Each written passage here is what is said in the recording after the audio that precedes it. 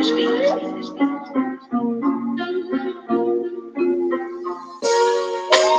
hot, but get cold with this winter. My earth takes a break, quake cities off the cliff, down deep sea into mountain, continental shift. The continent could drown, a rip, there's more. Think not, you don't know what I'm into, where I'm at. It's all in the mental, smack all instrumentals round me. It's all about my circle squared up with my nature. Fear not, love bravery, am I didn't make her. She made me to create her will, the home she in, shape her skin, contain her frame, no minor. She a major win, angel in, grew up educated on the demons, veiny, scaly wings, ranger paper bullshit, a mother for that. Got nothing to back, Negro black colored, on the chopping block, still on the block, chopping whatever they rap, rob, recover the chop, the world's shaking.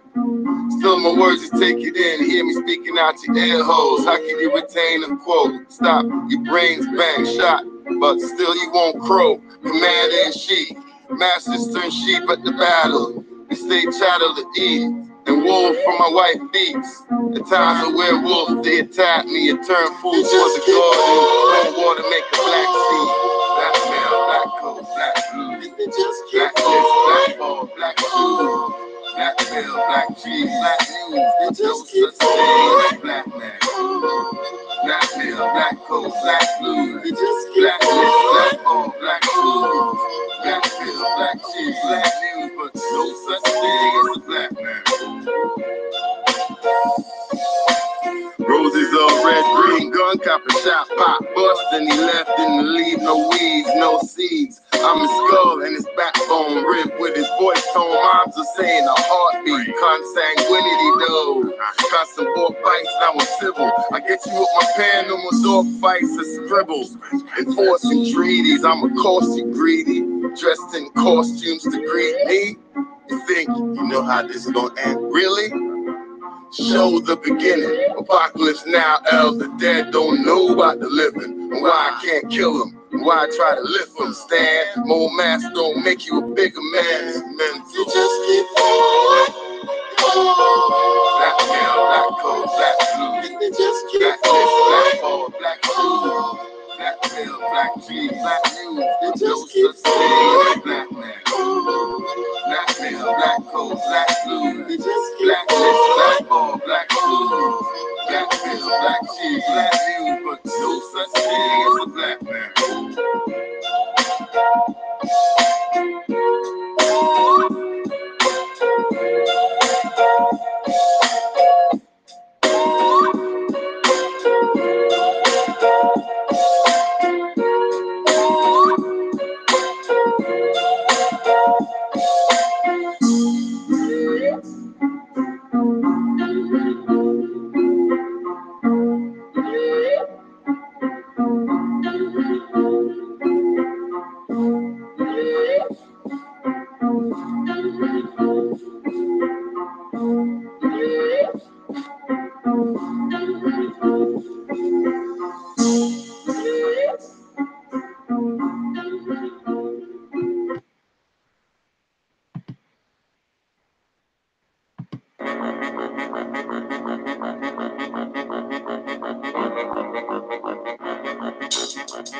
You sat down and you attacked the master teacher because you thought you heard something that you didn't hear. That's the first violation. You don't come in. First of all, you come in and you act like you come in peace, but you don't. You got an agenda. Moors are men upright, independent and fearless. Dogmatized dirty Moors, tongues cut out left earless. Cause they never listen. Dirty Moors, keep up your slander. Wu-Tang torture in your ass, hot hangers. Kidnapper, dirty Moor, torture him like Saw. 3D, 0.5 or 1 through 4. Or get it like 5 or 6 with a fez on jigsaw. Leather face in a turban, rip dirty Moors lips off. Disrespecting the mother Raz Mariah Bay. Wrap him up like double crochet, the barbed wire way. Throw him off a bridge or feed him to the piranhas. Yellow journalists more spread nothing but propaganda. Idi Amin Bey, treat the temple like Uganda.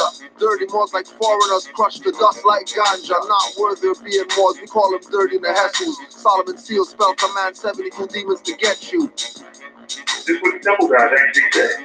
That Canaanland is not a part of North America.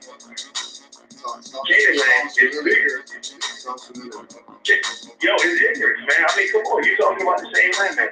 Canaanland is actually bigger than the landmass they know is the corporate United States.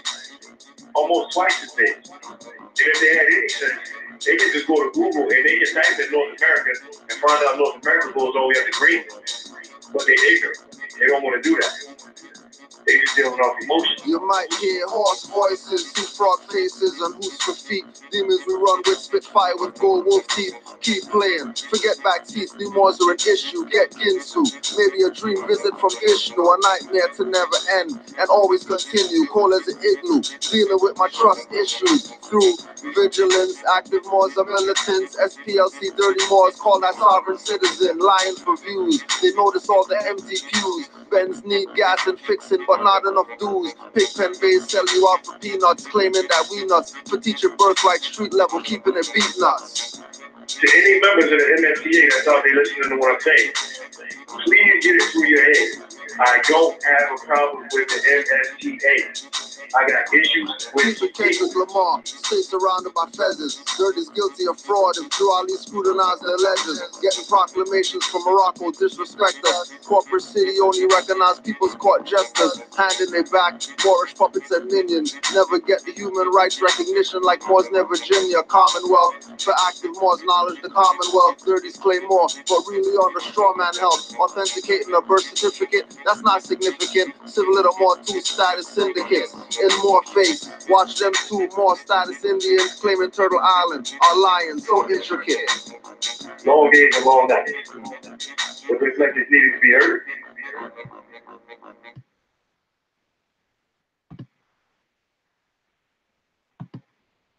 You have to unarm the next one too. Did you unarm the other one?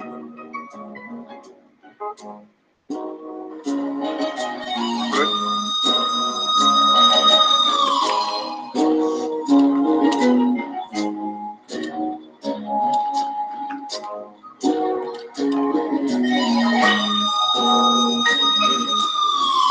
Stand off, take 10 paces when doing handoffs in the open, no bare faces, mere traces, rare places that know we're about a status.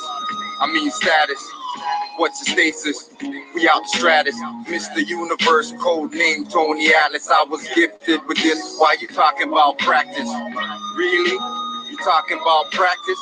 You a thespian, acting like an actress.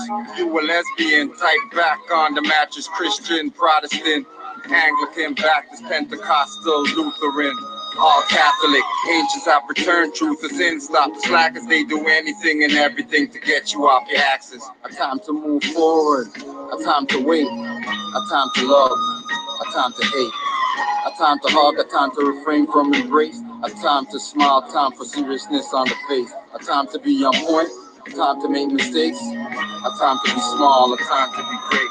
This racing for the swift, but who could endure with this paradigm shift? I'm glad to be a more surrounded by our weak, rich prey on the poor. If you find us cause you're seeking DNA, it's all stored. This racing for the swift, but who could endure with this paradigm shift? I'm glad to be a more surrounded by our weak, rich prey on the poor. If you find us cause you're seeking DNA, it's all stored.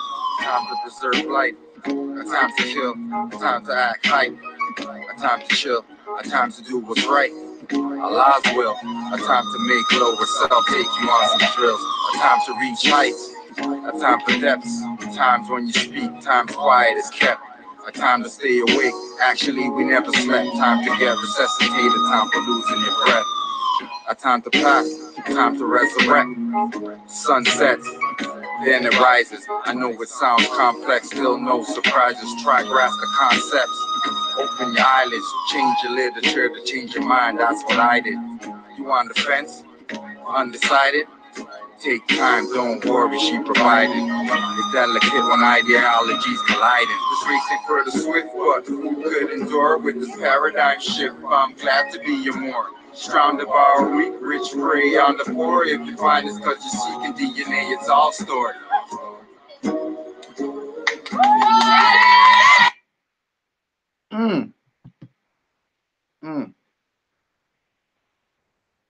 Too much. But we don't care. We're gonna get it. We're gonna keep getting it until You wake the hell up and stop playing. Once again, give supreme honors to the Prophet, Noble Drew Ali.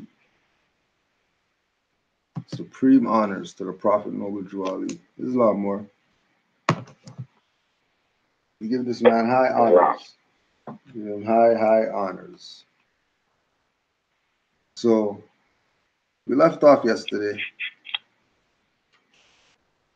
We left off yesterday at chapter 47. Egypt, the capital empire of the Dominion of Africa. And we talked about that for 2 hours. Just that. I know you weren't on last night, brother Jeremy. You have anything to add that you might have wanted to throw in yesterday? Oh man, wow.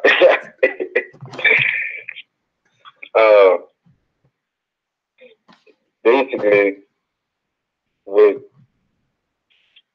him, all right.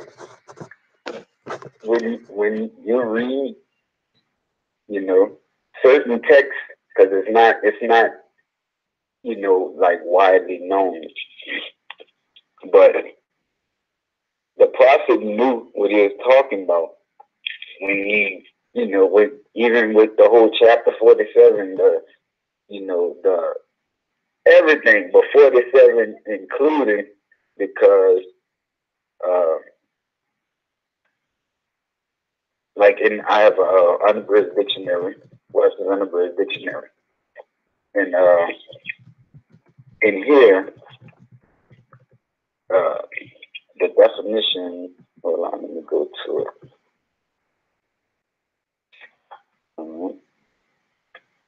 So while I was doing, you know, my own studies, you know, with chapter 47, and I also do, like, I go back and forth. You know, I use the Metaphysical Bible Dictionary, and just, you know, just for like different perspectives. And when he started to talk about the Moabites, that now you can go in the Metaphysical Bible Dictionary and, you know, define Moabite, but I went to, on top of that, I went to my unabridged, where in here. No, hold on, 1 second. 1 second. Let me just set this up properly before you start talking about Moabites. This just came to me. Okay. Chapter 47, Egypt, the capital empire of the Dominion of Africa. The inhabitants of Africa are the descendants of the ancient Canaanites from the land of Canaan. Old man Cush and his family are the first inhabitants of Africa who came from the land of Canaan. His father Ham and his family was second. Then came the word Ethiopia, which means the demarcation line of the dominion of Amexem, the first true and divine name of Africa. The dividing of the land between father and the son. The dominion of Cush, northeast and southeast Africa, and northwest and southwest was his father's dominion of Africa. In later years, many of their brethren from Asia and the Holy Lands joined them. The Moabites from the land of Moab, who received permission from the pharaohs of Egypt to settle and to inhabit northwest Africa, they were the founders and are the true possessors of the present Moroccan Empire, with their Canaanite, Hittite, and Amorite brethren who sojourn from the land of Canaan seeking new homes. So now you're talking about Moabites, since now they can see why you're talking about it and why you're looking them up. Yeah, most deaf. And it's crazy because, like I said, man, the prophet knew. Like, I'm not saying like he didn't know, like I doubt it, but I was like, man, like, now everybody, you know, they discredit the Quran, it's plagiarized and all of that. All right. Well, Levi Darwin didn't tell you this part, right? Mm-hmm. He didn't tell you this part. Right. If he took that from Levi Darling, then why wouldn't this part be in what he took from him? But when you really, I have my undergrad dictionary, and I define Moab, and it says ancient kingdom east of the Dead Sea. Then we go down to Moabite. It says an inhabitant or native of Moab. But this is what got me, is that under that is Moabite stone, and it says a slab of black basalt bearing an inscription recording the victory of Mesha, the king of Moab, over the Israelites. And I was like, wait, hold on. A Moabite stone, the Moabite stone is made out of black basalt. So I was like, instantly in my head popped up the Olmec statue. I mean, the Olmec head. Right. Instantly. Yeah.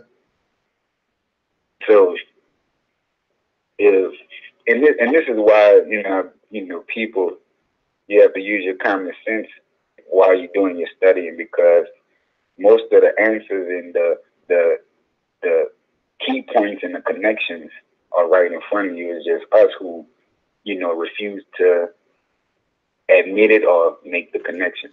So I was like, wait, so if the Moabites inhabited, the Moabites from the land of Moab received permission from the pharaohs to settle and inhabit Northwest Africa. They didn't bring, that black basalt. It was already here. That's how they be able to make, a head that big to the point where you can't move it at all. Right. That don't come from, I'm bringing it from what we think Moab is, like somebody traveled, back and forth, just bringing basalt and all of that. So bro, I swear it blew my mind. And this is something I've been like just keeping inside of me, like, just little stuff I like to, put on the record for people to start, understanding that the prophet knew what he was talking about. So that was just like the first thing I just wanted to add as far as, chapter 47 and backing up the truth behind the message, and then,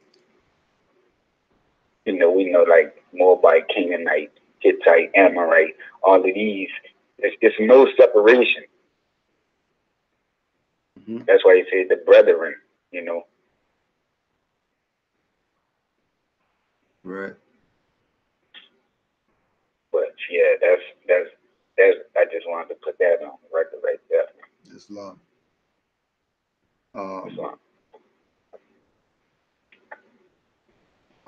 What about relative to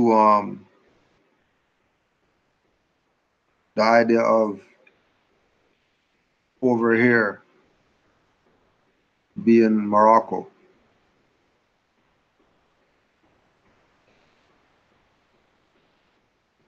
You have any references with regard to just from your studies?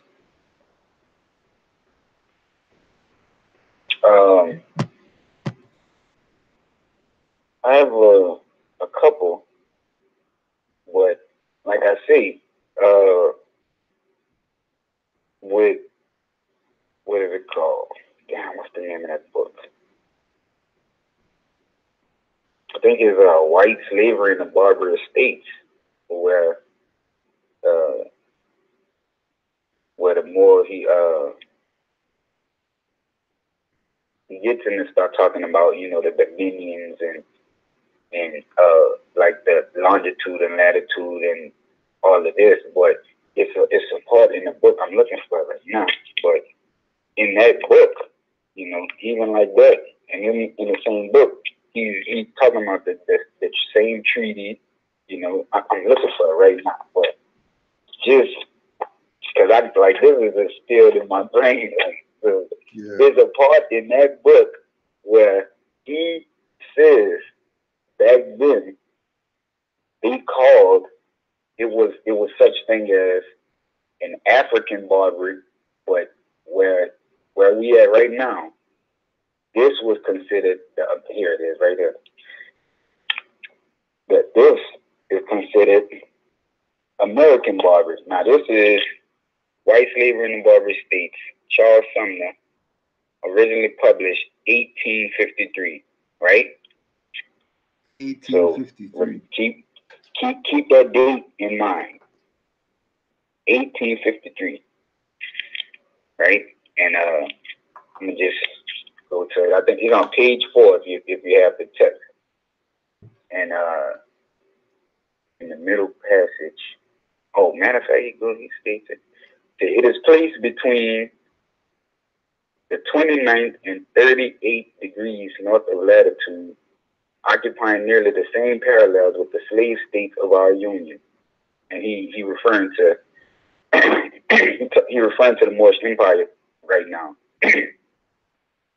So he says, it is placed between the 29th and 38th degrees of north latitude, occupying nearly the same parallels with the slave states of our union. It extends over nearly the same number of degrees of longitude with our slave states, which seem now at last to stretch from the Atlantic Ocean to the Rio Grande. It is supposed to embrace about 700,000 square miles, which cannot be far from the space comprehended by what may be called the Barbary States of America. Nor does the comparison end here.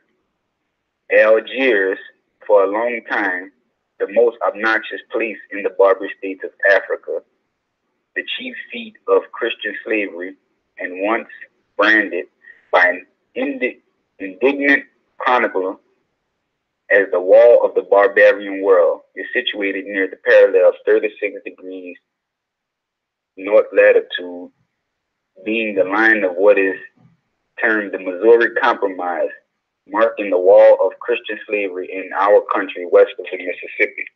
And then in the next paragraph, he goes on to say, other less important points of likeness between the two territories may be observed. They are each washed to the same extent by ocean and sea, with this difference that the two regions are thus exposed on directly opposite coasts, the African Barbary being bound in this way of the north and west, and our American Barbary on the south and east. So this man telling you, and this is I think these was his what is it called, like his memoirs his or something? accounts. Yeah. His accounts, because I think he was actually involved with, the slavery. Like he was a victim of, like the seizures and Moorish captivity.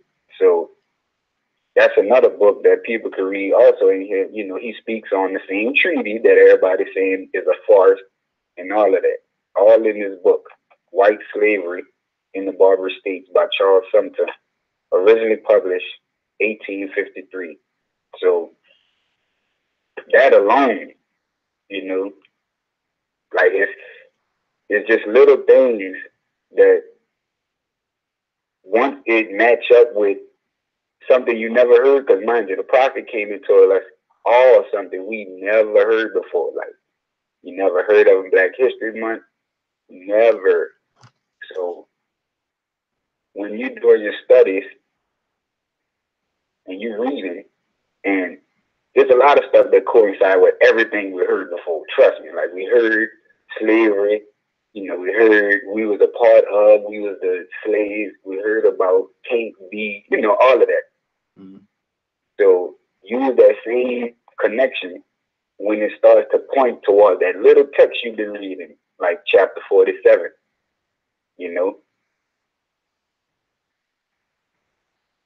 It's real. Like, if you read magistrate and subject of the Quran, and he's when you read that text, you can tell, like, even the prophet know about the Malians who, you know, in 1300 Abu Bakr. That whole text, it sounds like he explaining, you know, what Abu Bakr did. Hold on, let me just give you some examples. And that's another thing. If you Abu Bakr, along with in the line of Mansa Musa and all of that, you can get the team before Columbus. Ivan Van Sertima goes in on, you know, like everything about the voyage that Abu Bakr did. But just real quick, man. Take your time. But it was like I was just going crazy. I was like, man, I can't just like. Take your time. This is, that's the kind of deal that, you know, that's why, you know, we under fire so much. You know what I mean? Yeah. Because once we start building like this, then it's over. And it says in magistrate and subject, it says, I'm gonna skip down to 3. He said, the glory of a king is the welfare of his people. His power and dominion rest on the heart of his subjects. The mind of a great prince is exalted with the grandeur of his situation. He involveth high things and searcheth for business worthy of his power. He called together the wise men of his kingdom. He consulted among them with freedom and heareth the opinions of them all. He looketh among his people with discernment. He discovered the abilities of men and employed them according to their merits. His magistrates are just, his ministers are wise, and the favorite of his bosom deceive him not. He smileth on the arts and they flourish. The science improves beneath the culture of his hand. Right? So, and you know, I could go on, but this is like point spot on, because when you read they came before Columbus, he's explaining to you Abu Bakr had everything. Like, he was even tired of like invading other territories and, you know, taking whatever and capturing land and all of this stuff. He was at a point where he had everything and he is tired. Like, man, you know, it's like, what can you give somebody who has everything? That type of stuff. And it's crazy because in the book, Ivan Van Sertima he tells that he was at this point and he started to look at the Atlantic Ocean, right? Like, I want to go over there. I know my people over there. And when he called together his whole kingdom, empire, whatever you want to call it, like, he said, if you was a fisherman, you was welcome. If you dealt with anything on the water, you know what I'm saying? Mariners, merchants, he brought everybody together and they brainstorm on, is it possible? Who has seen past this, you know, this point, or who's been over there? All of these things. But I was like, man, that's crazy. Let me find out the prophet really, like, and I'm not saying he didn't know, because the more knew, I said, man, hold on. This, like, in my Quran, like, while I was reading this, I have it like Abu Bakr, because that's the story that came to mind as I read Magistrate and Subject. So that was just another thing that, like I say, the man knew what he was talking about. And not only that, is that he knew that, like how you say, I come to y'all because you needed me the most. There was nobody like, and I'm not like, we know Moors existed before the prophet. No, they didn't. People, no, they didn't. Oh. I feel sorry for anybody who has that mindset, because the prophet only ran across, like, he didn't make the treaty. I was reading an article where they said the prophet sanctioned the Treaty of Peace and Friendship. I said, he wasn't even born. Like, people don't even, People don't even crazy. have their timestamps down. That's you crazy. know, they don't even have the. I think it was the article you sent me. It was like in all blue or something like that, and somebody in the comments was like, "Yeah, Moors don't know that the prophet messed up when he sanctioned the Treaty of Peace and Friendship." I said, "What? Like, prophet wasn't even here yet." But there was another piece of history that he ran across. That's why he could come and tell, "You're not Negro, color, black, Ethiopian, and every other brand name that people was being tagged with, or like nobody came and told you this. It was people who died before the prophet, right? Because that was the approach they took. So if you go from a state of everybody knowing this the Moorish Empire, that we not Indians, we not Negro, color, black, and then it was 100-something years from the next time somebody came and reminded you, because that's all it was.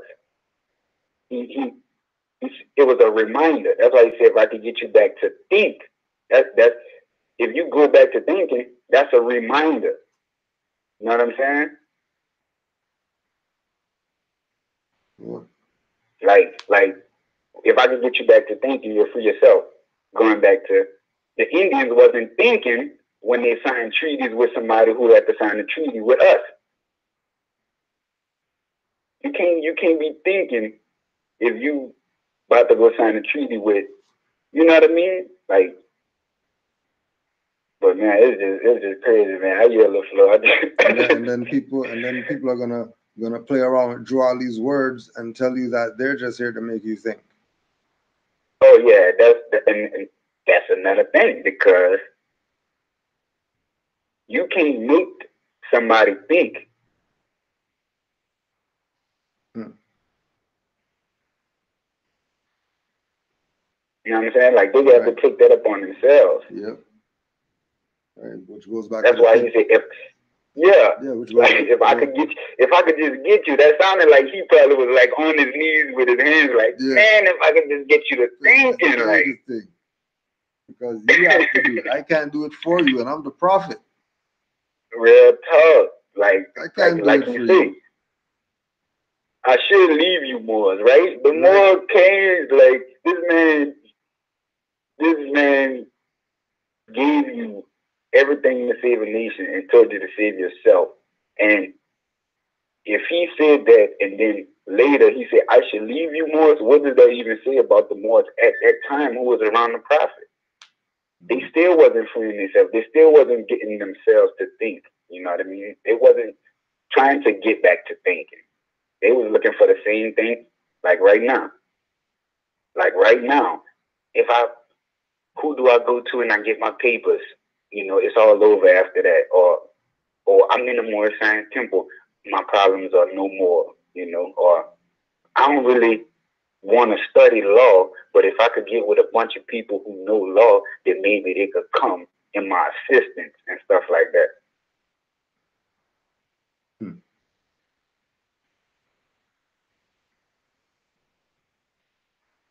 The man said, those who was with me then, you're with me now. Those against me then, against me now. So still against them.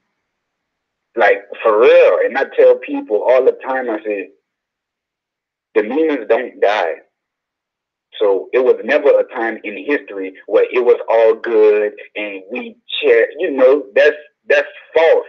Because for the people right now, you know, the honorable, that demeanor it existed from time immemorial. And on the other side, the fuckery or the bullcrap that go on, that demeanor existed from time immemorial. It was never a time where it was just all good.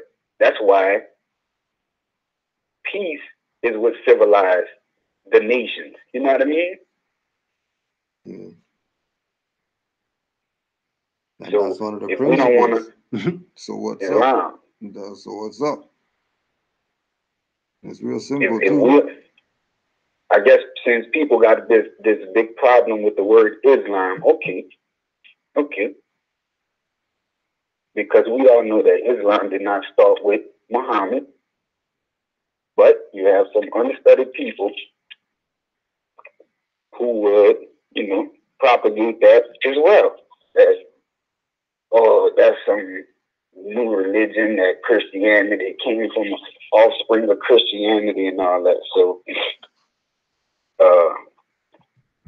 and this is another thing, you know, that I ran across as far as my own, you know, mental clarity. And this is actually a Webster's Dictionary of Word Origins. And that blew my mind, because I didn't even know Webster carried. I thought, you know, it's just like dictionary and stuff, but this is a Webster's Dictionary telling you the history of, you know, word origins and stuff. So the crazy thing is that in here it has Islam, and when you go to Islam, it tells you to go see Salam, right? And it says, many Americans are familiar with the Hebrew greeting Shalom, which literally means peace, and Shalom Aleichem, peace be upon you. The latter also familiar in slightly different spelling as the pen name of a celebrated Yiddish author, Shalom Aleichem. The Arabic cognate of Shalom is Salam, and it is used both as the usual word for peace and as a greeting, right? So the root of Islam, Salam, Shalom is, where is it? Here we go. It's IAA or SLM. So in all of those greetings, like ISLAM or SALAAM or, you know, Shalom, SHALOM, the root SLM means peace. That's why you can have Shalom, Assalamu Alaikum, or Islam. So cut the BS. Since everybody you have a problem with this word Islam, you know, and we know where that comes from. We know that's the Eurocentric training, but Islam does not mean strap a bomb to my chest, go blow up, whatever, and I'm about to get 77 virgins and all that.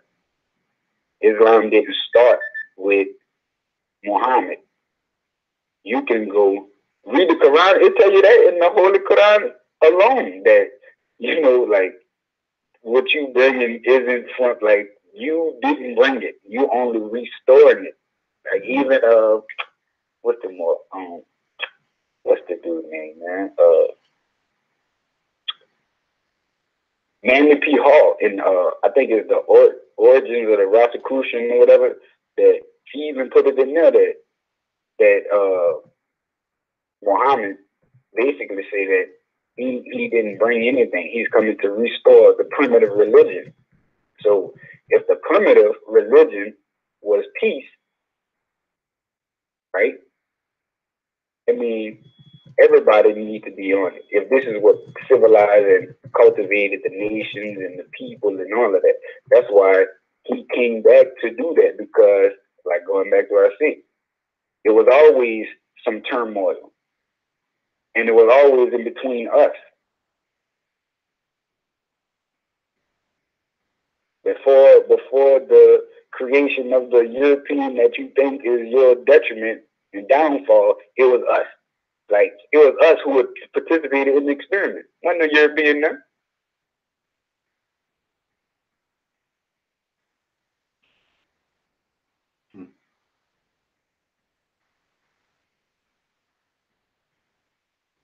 That's true.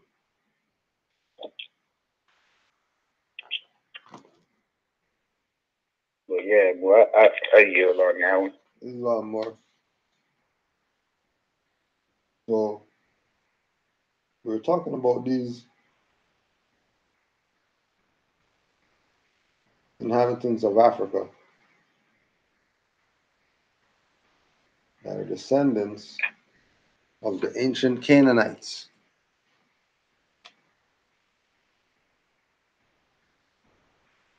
And again, we go to our Metaphysical Bible Dictionary.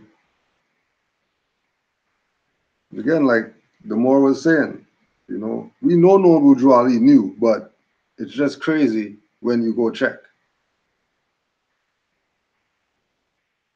Canaan means lowland. That is the body consciousness. The redeemed body is the promised land, and when man rediscovers this lost domain, all the promises of the scriptures will be fulfilled.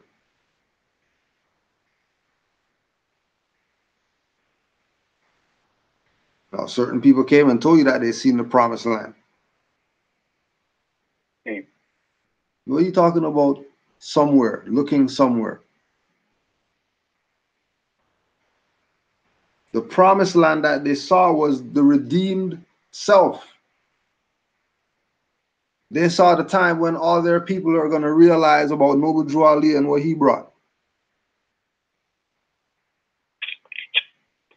And that this is the North Gate, and that all these black guys went into masonry and found out stuff, and they didn't realize where the hell they were at. They're still playing like some European gave them something, when they're excising their birthright. Then they thought it was only them and their little Prince Hall BS.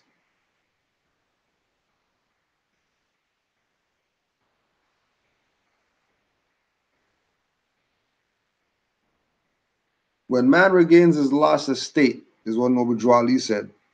And then Metaphysical Bible is saying, Metaphysical Bible Dictionary is saying, when man rediscovers his lost domain,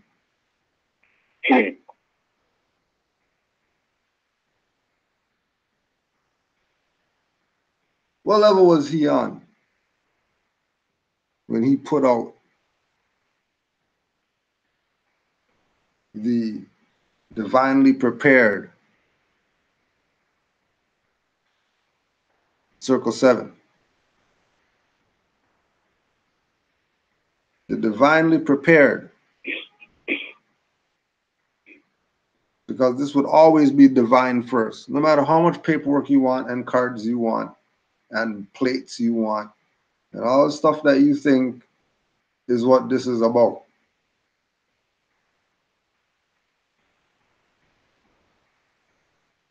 This is about divine first.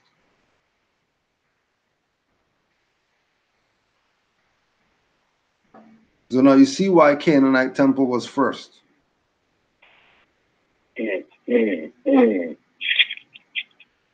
Wow, yeah, that's crazy right there. Right? The lowland, the body consciousness.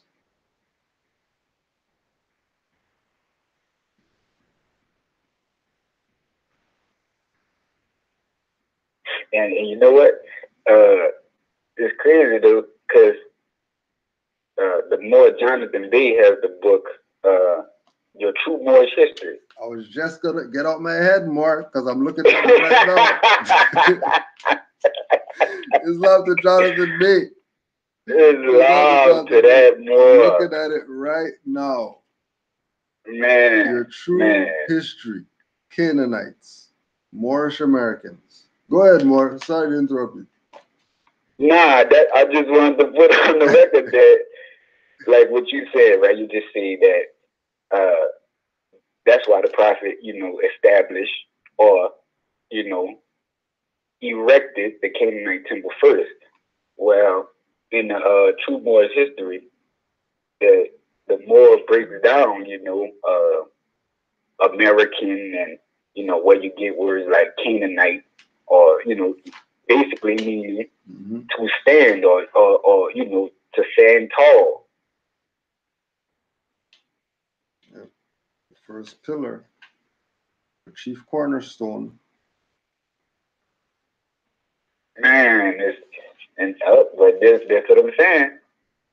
You boys always want to run to your books and stuff. Right, this is divine. Right, there's no way. There's no way that more is gonna pull up. Just printed it today. That's crazy, right there. Just so that just printed it there as slave. Like, oh yeah, you know what? Let me print off the thing so I have it as a hard copy. Man, right? That's crazy, right there. And then the more is bringing it up as a reference. Wow. And I encourage anybody. That's a free PDF. Free PDF. Packed. Actually, let's take something out of this. Let's take something out of this. Okay, let's take this right here. Now, although the most recently imparted information may have felt as if aspects were a departure from our subject, it was by no means so, for the simple fact that the elemental chemistry, physics, and other basic biological sciences we have been exploring above all are intrinsically essential aspect of our indigenous and aboriginal Native American cultural heritage. And just as the wise healers of the various above noted tribes from which we all have spawned understood the nature of these transcendental realities, we too still possess the spiritual genetic memory capacity. And these are the matters in which our beloved indigenous and aboriginal Cherokee Moor of old did so wisely to name our temple Moorish Science Temple of America, for the empirical evidences discoverable therein, similarly to the metaphysical energies which illuminate our mind, body, and spirits, with each evolution of our ever-expanding degrees of knowledge, bring even further wisdoms to light with the emergence of each new realignment, re-enlightenment.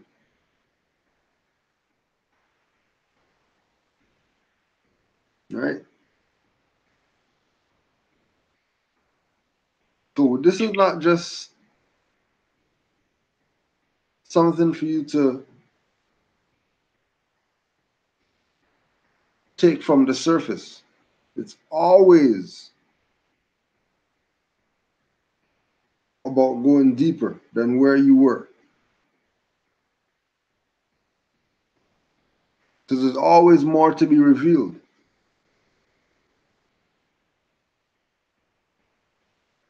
There's constantly being revealed to those who have themselves open to the universe. Hence, No More Daily. And also, don't forget, nomoredaily.com. Yeah, peace to that more. Peace to the brother. All right. So this is supposed to be, us going through the graduation that Noble Drew Ali is presenting to us, starting with the Canaanites. That we're talking about the foundation of a lot of people's stuff that have certain claims that they had ancient whatevers. All the stuff that they're claiming.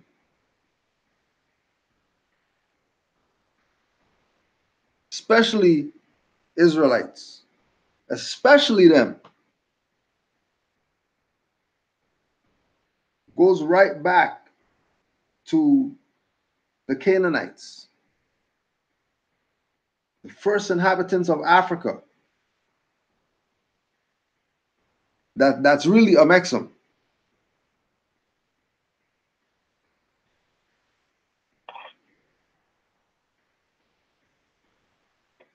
Because what is always avoided. Because remember, people know about Noble Drew Ali. It's not like he's a myth or whatever like that. People know about him.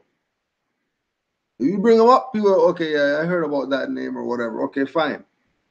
So if you heard about him and you're claiming that you're some moon heart and pigeon whatever, how come you're not listening to this individual who was Cherokee, which is Aboriginal, Indigenous, Native, Indian, whatever you want to call it? He looks just like a brother, but he wasn't a black guy that was around here. He was a black guy. He was Cherokee. So if he's Cherokee and he's telling the black guys, hey, black guys, you're not black, Negro, colored, Ethiopian, all that BS. You're Moors. You think he's going to the Cherokees and talking about how you guys are Cherokees?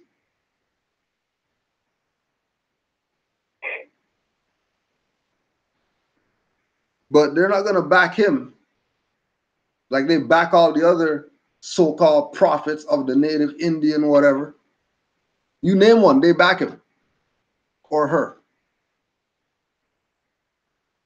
No Jolly, oh, no, we can't. What do you mean? He's Cherokee. What's the problem?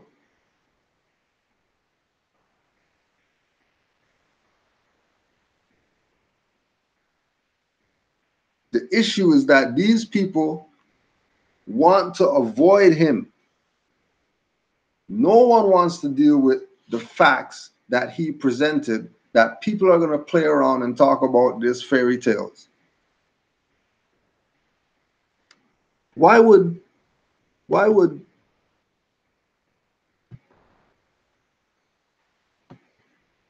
these people? Now, if Noble Drawley was full of BS, right? If he was full of BS and Moors are just doing whatever and none of this is real and all this stuff, then how come these people are going to have an article or whatever? This is June 2007, so not a long time ago.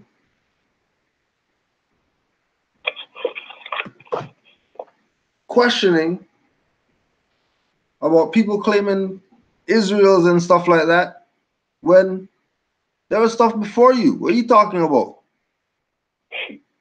You're part of something bigger.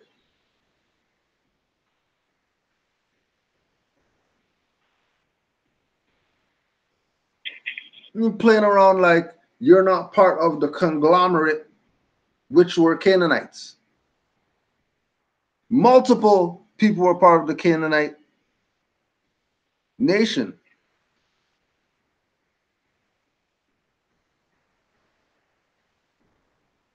Canaanite isn't one people.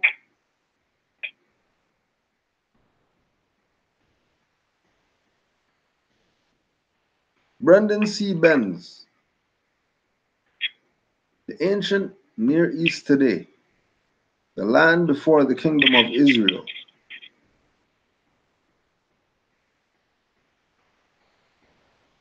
And again, you can go get the book. But don't get caught up that these people don't know what's up. Why are they going to be going through all this stuff? What are you going through all this for? What's the point?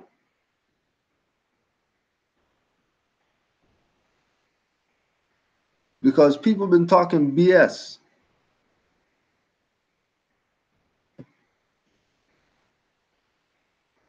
King of Amuru in Canaan. Now, if there's an Amuru in Canaan,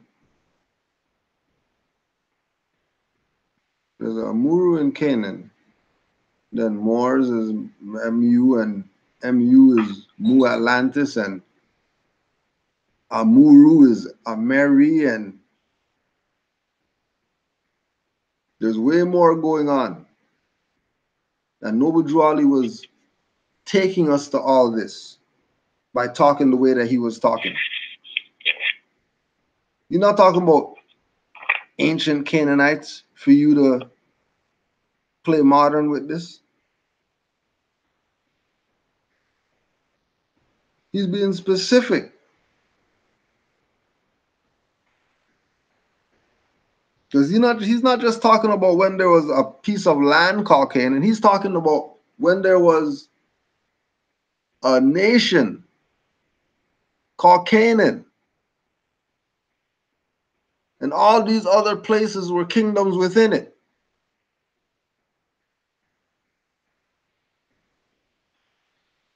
And Israel doesn't stand on its own. It was part of the Canaanite nation.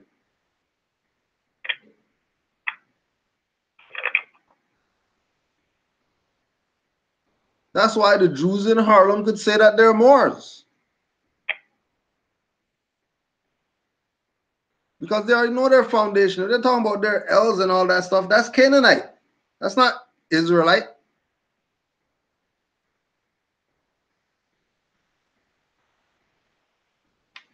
There's a lot more. You have any interjection? Man, it was just another thing I wanted to add. I was reading this book. It's called Forest of Kings: The Untold Story of the Ancient Maya. And in this book, they have a part where they break down, like before you get into it, that they explain to you how to pronounce some of the words that you're gonna be reading and stuff. So, hold on. So, hold on, let me find it right quick. But basically, it gets to the part where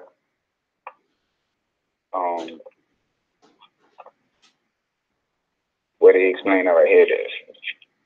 So, it's saying A is like the A in far, E is like the E in obey. Basically, giving you the rundown how to pronounce or say the words that you're gonna be reading. So when you see the word and you see it's an X, that the X is actually pronounced as sh. You know what I mean? So when I read the definition of Moabite stone, and if you read anything about Moabite, they always talk about Misha or Mesha or whatever, right?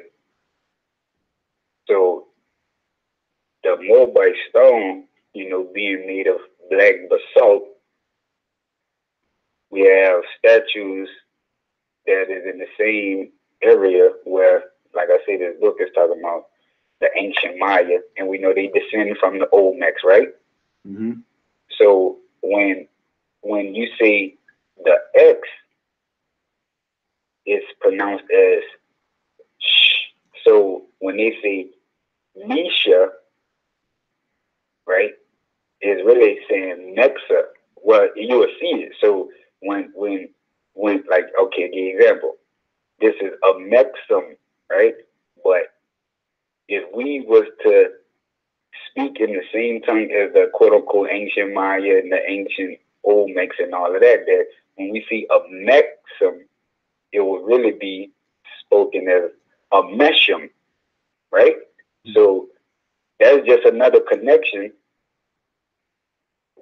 as far as when you read Moabite, they always talk about you can read about the Moabite stone, and they will also refer to it as the Misha or the Mesha stele. Mm. But the SH is the X. Mm. So that's just another connection. And it's crazy because I was outside probably maybe a month back, and I was just, sometimes I like to just go and think, you know what I mean, but not inside the house, and I'm just up there talking, and it's crazy because I was going over this being a Mexum, and the book popped up in my head. Now the book is A Forest of Kings, the untold story of the ancient Maya. And I was like, a Mexican. And then, but I said, you know, the X is actually the shot, the sh.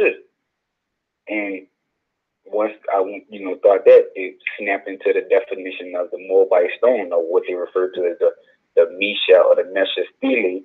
I was like, man, hold on. Am I just getting too metaphysical with some stuff right now? No too metaphysical, yo. There's no too much metaphysics. No way.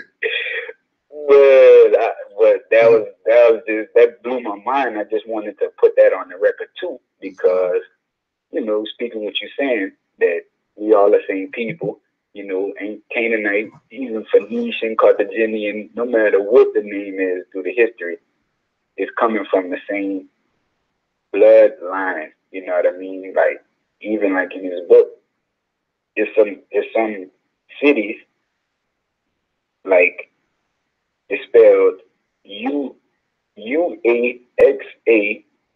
Uaxactun, but when you was to pronounce it, it would sound like Washington. And then I was like, hold on, Washington, Washington, Washita, and all of this stuff. Like, this book, I was looking like, bro, I don't know, you know, people like to say my pineal is open and all that, but this book had me going, bro, and it just started to show me a whole bunch of the same connections, you know, like a city being Ushmal, and the similarities to Ishmael or Ishmael, you know what I mean? Right. But yeah, bro, like just as far as, like, we know what's up, but, you know, I just gotta, I'm only sharing this for people to see, you know, and analyze it with their own eye as well, you know what I mean? But yeah, more, I don't want to cut from you. Don't worry, Mark. Don't worry. You know how we do. Not gonna tell the spirit what to do, yo. Hey, sometimes you can't even keep it in. I was like, those are the good ones. Man, peace. Oh, matter of fact, wait. Because the more Sheldon is telling people about the rocks cry out, right? So, if you have it, chapter 27, right? Chapter 27, on page 130. I'm gonna read real quick. Now it says, west of Mount Sinai, emotional outbursts rake the air of Venezuela with high-pitched African curses. The people of the Exodus complained that the Egyptians in Bolivia would kill them if they tried to take Egypt's cities in that country of famed grapes. And the Hebrews had grown frustrated with the hardships of the Exodus. Moses returned the curses upon the people's anger, arrogance, and cowardice. Then, in resignation, he revised his ambitions and decided to lead the Hebrews to the city of the Moabites in eastern Brazil. I'm going to put that again, right? Then, in resignation, he revised his ambitions and decided to lead the Hebrews to the city of the Moabites, the cities of the Moabites in eastern Brazil. Moses' father-in-law, the man who had taken in Moses when Moses fled to Pithom, was a Moabite.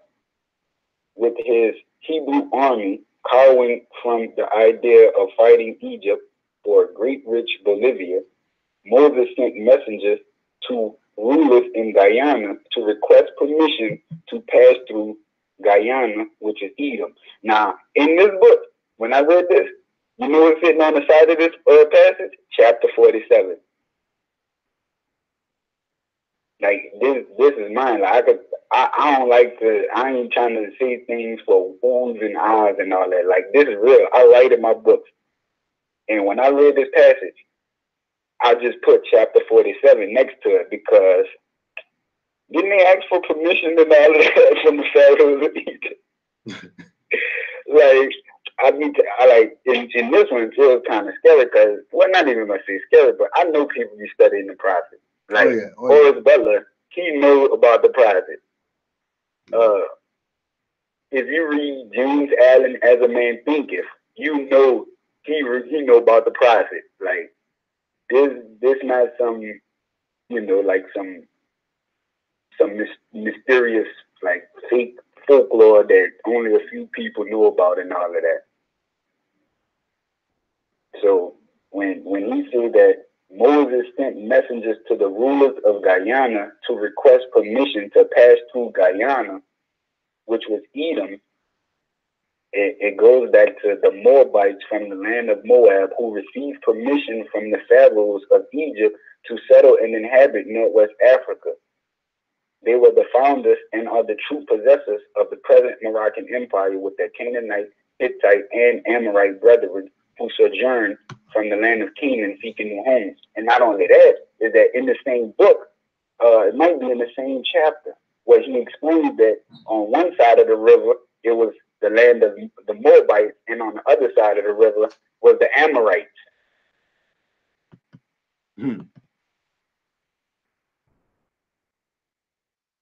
Like I say, if you're serious for mental clarity, invest in some real literature. Straight up. Real and watch how the pieces of the puzzle come together. The pieces been scrambled all this time. You have a 5,000 piece puzzle, right? You may have, 499, 4,999, but you're missing that one piece. That piece is the only man who told you what nobody else told you, because what everybody else told you is that's why we got 4,999 pieces. But you're missing this one piece. But yeah, boy, I hear the flow. Yeah, and Juali came, put all those shattered pieces together. Hopefully we can figure something out. I see. It should be clear. The inhabitants of Africa are the descendants of the ancient Canaanites from the land of Canaan. All right, we got that. All right. Verse 2. Old man Cush and his family are the first inhabitants of Africa who came from the land of Canaan. So Cush, eldest son of Ham, the country where Ham's descendants settled, Ethiopia.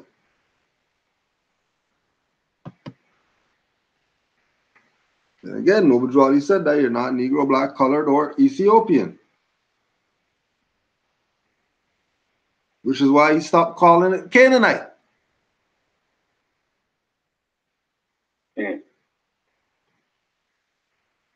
Because remember, Canaanite is about evolving, about reaching the promised land, which is man being aligned in him.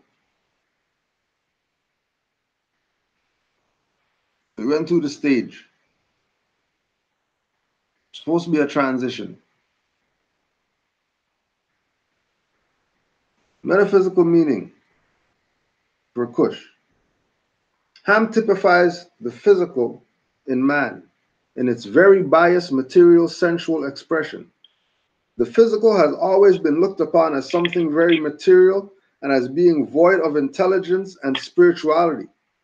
It has been in darkness and has been given over to ignorance and sensuality, with corruption as its ultimate state. Cush represents this darkened thought in which man has held in his body and its activities, the seemingly mortal physical part of himself. But this will all change as he perceives the truth and holds in mind the perfect body idea. Then darkness will disappear, and even the very cells of the body will shine in spiritual light and life. And we already know Kush is Ethiopia. Mm-hmm.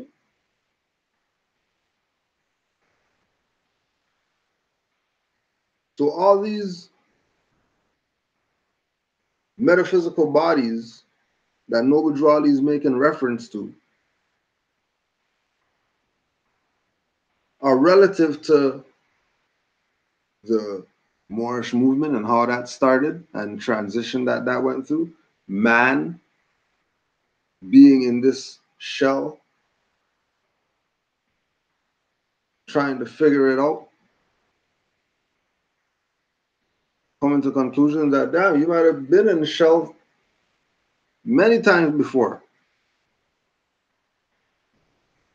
Or this is your first time.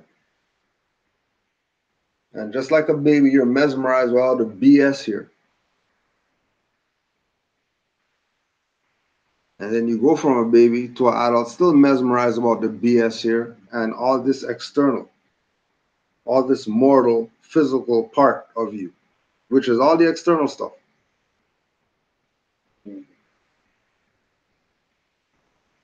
But the perception of the truth is what's going to let the darkness disappear.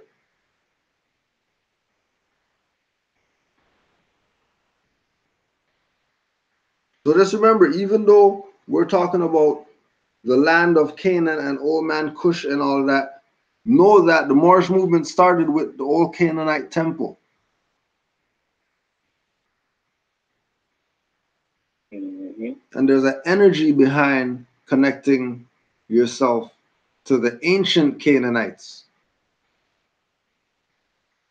Because I hear nothing in here about anybody talking about no incest and no type of BS.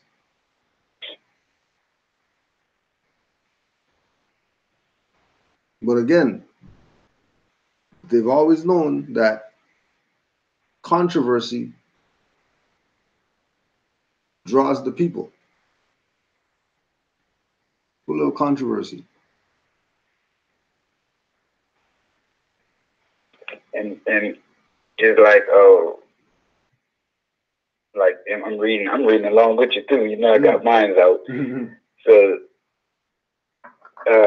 it says like Kush, fire-like, burned, black and combustible Ethiopia, right? And they said that this will all change as he perceives the truth and holds in mind the perfect body idea, right? So it's like, would you know, like that would be the spark. Like if old man Kush and his family were the first inhabitants, you know, that would be that spark, right?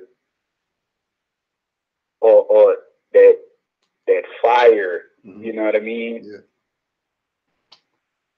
Yeah. Fire like. That big bang.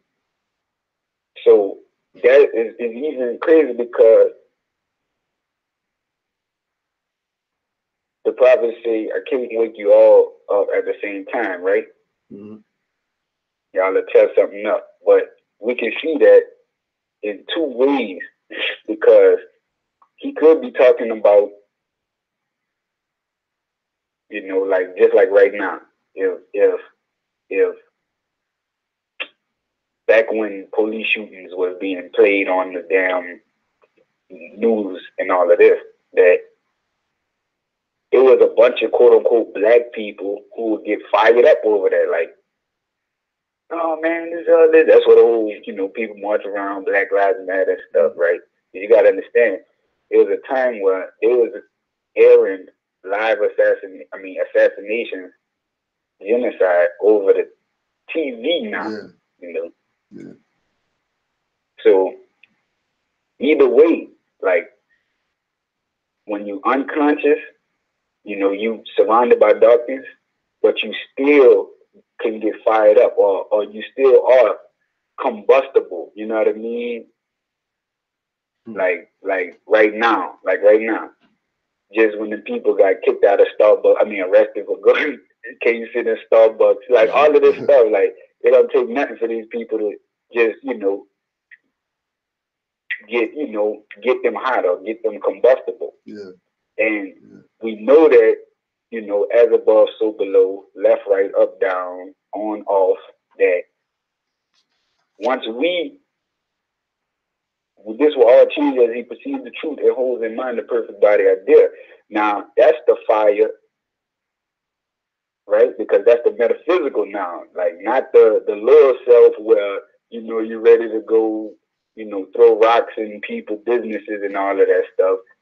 But the fire or that combustible, I guess, characteristic or trait, when you understand, like it says, the physical has always been looked upon as something very material and as being void of intelligence and spirituality. That's the people who, you know, Black Lives Matter and Black Girls Rock and you know, Black owned business. Like, there's nothing wrong with that. But this is the side where you're void of intelligence and spirituality. You know what I mean? Because, like, those same people, you know, go to church. So if you really see it, like Kush, like that I see, old man Kush. Yeah. So it's like an old man or a wise man would not still be on some Negro color black, you know, that type of stuff. They would be already awakened with that, you know, that truth. They would be rid of the darkness. So that's why we say the family. So if we are part of that family, then in the beginning, yeah, we are void that intelligence or that intellect, you know, or that that knowledge, however you want to put it, and we are void of that spirituality because, you know, most people worshiping Constantine. Like, there's nothing wrong with your Bible, but if you don't, like I remember you said, if you ain't reading the Bible with a metaphysical Bible dictionary, then what are you doing? That was like an old class too. Yeah, yeah. Because that just alone, like there's some people who don't need nothing else. Like I was on Instagram and there's a dude posted something talking about the people who the greatest crime was slavery, and those same criminals wrote books in history and all. I had to kind of like, well, we wrote all the laws, and the people you talking about was the criminals with slavery. We enslaved them. Like, that's world history. Like, they was the first slaves, even the origin of the word. So somebody, you know how people read the comments, they saw my comment. The more I reached out, I said, what are some of the books I can read on this subject? And I told like White Cargo, they were white men with slaves, you know, white slavery, white slavery in the barbarous states. And the next comment was the Bible. That's what the dude, one of the people responded. One of the people responded to basically to deflect what I'm trying to, you know, put somebody into, like that because I see that he may be void that intellect or that spirituality. I'm trying to restore that for the brother, and somebody to combat my response, they just put the Bible. Now, there's some people who just that's their only go-to, like, you know, but like the Bible has lessons. Like, I forgot who it was who said, if you're not meditating, if you're not basically going in that Bible, that's not real Bible study. Just reading from a scripture and talking about it is not real Bible study. Real Bible study is activating those lessons that's on the pages, because the Bible, the first Bible was made of what they say, papyrus or papyrus, right? So even the words on that come from your ancestors. See what I'm saying? Like, they even had the platform for something to be written on, you know. So if that's all you got, then you voided that intellect, you voided that spirituality, you know what I mean? And then even like, we're not talking about goats and all of that. Like, when they tell you about the Holy Spirit, right? we know that spirit is blessed. That's going back to if you're not meditating, if you're not, if you're not even just, like, I ain't gonna lie, if you really want to keep it real, Jesus or Yeshua, he was astral projected. Yeah. He said the disciples wanted to know if he would come up with them. He said, no, I will stay. And he still was there, because at the end of the passage, they say that, man, freak, I wish I had my thing right here, man. Because I know it's some people who Bible heavy be like, yeah, I know what you're talking about. All right, look, I'll tell you this. His disciples asked if he would come with them. And he said, no, I will stay. Like, he chilled. And when they went, everybody was waiting for him. They was waiting for Jesus or whatever. And he appeared, spoke to him. And basically at the end of the conversation, they say that they all got up to grab him, but they could not because he wasn't there. I said, hold on. If I would have read that, like, years ago, I wouldn't have made this. But that's what they do, though. They just pass stuff that they don't understand instead of trying to figure out what's up. Exactly. Like how did he stay back, but he still was there to speak to those people. And they could see him. So, like, man, bro, I swear, I don't know. Maybe somebody who is Bible heavy could help me out in where I don't know if it's in Matthew. I don't want to just put something out there like but this is in the Bible. Like what I'm telling you, I'm not as like. But anyway, when they got to grab him, they couldn't because he wasn't there. That is called astral projection. You know what I mean? Being in two places at one time.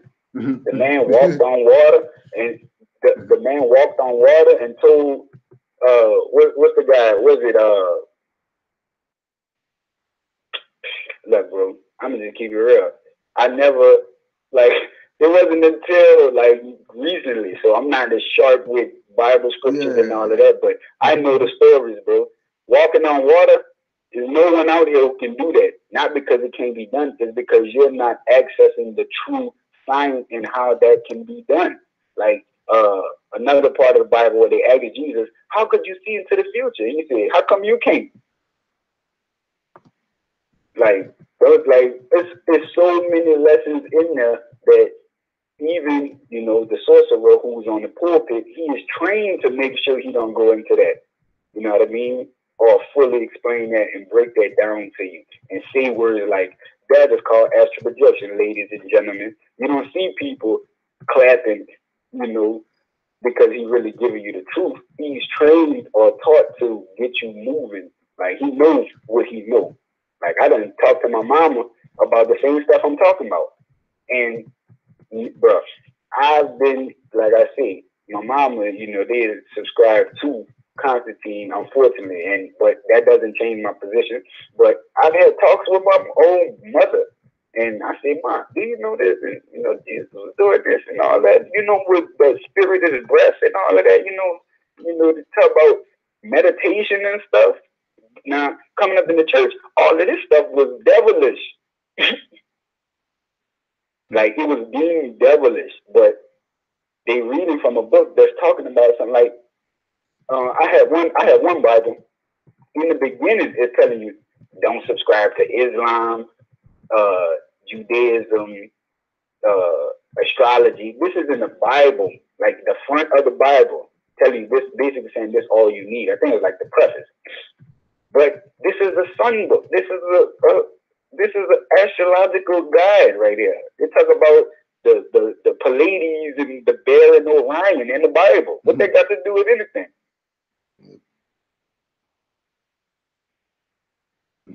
But yeah, man, I don't know. Like I say, the old man Kush is coming into that, that, oh, I know what's up. Like I say, even in the prophet say, don't throw away your Bibles because that's yours. Like, yours. You know what I'm saying? You're not on the Constantine tip. Like even like they try to make the shot when you say in the beginning of the Quran, right? Right? Hold on. Where was it? Where he speaks about he did this for those who love Jesus and stuff like that. Yeah.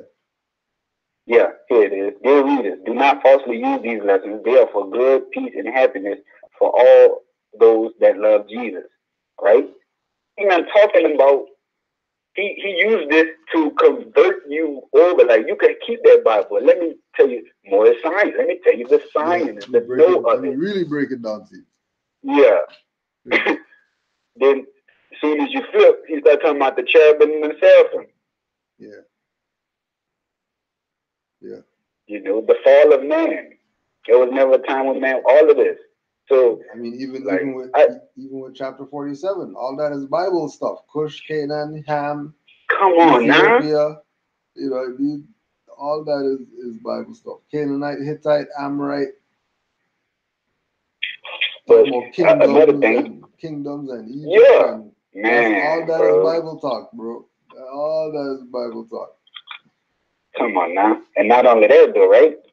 He didn't mention this, and then he did the most important part. He said, hold on 1 second, let me find it right now. Personal transportation. What your ancient forefathers were, you are today without doubt or contradiction. In the same chapter 47, right? That's the part that the pastor would leave out, because growing up, people base their life off of the greatness of the characters in the Bible or whatever. They didn't never have a connection to them. Like they could tell you about Jesus. I want to walk in the footsteps of Jesus, and it's not, and all of this stuff. But the prophet gave you the connection, saying what your forefathers were, you are. Like, so don't read that like this is the only thing where good stuff happened, and this is the Bible I go to when bad things are happening around, because he just told you. Like, you with me then? You with me now? Against me then? Against me now? So it's in that Bible, Cain and Abel, King David, everything you're reading, that pertains to you. There's no separation. It's not this the book where at this certain time it was these good people who did good and these bad people and all that. Because that same stuff you read the Bible, some of that stuff going on right now.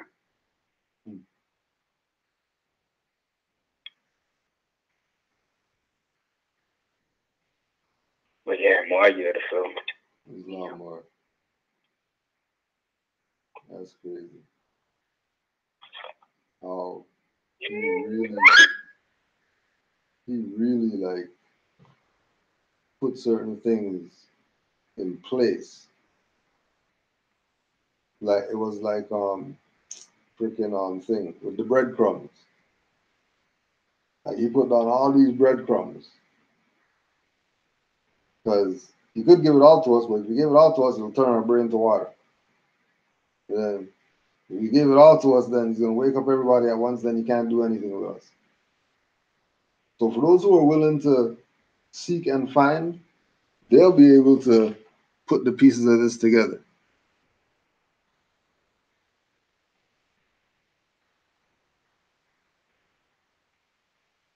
And they put it together.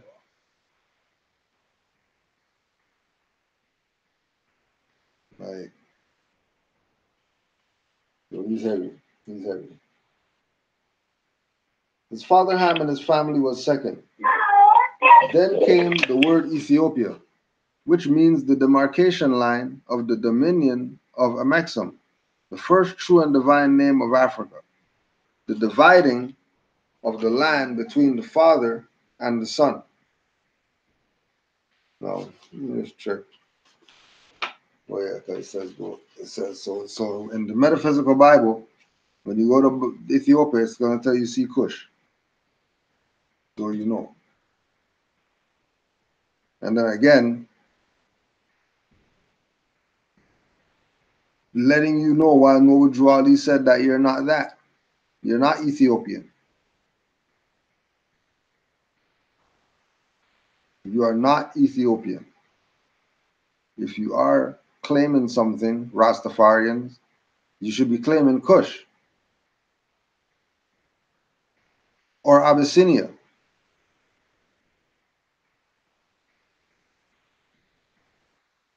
soon as I was talking about Ethiopia,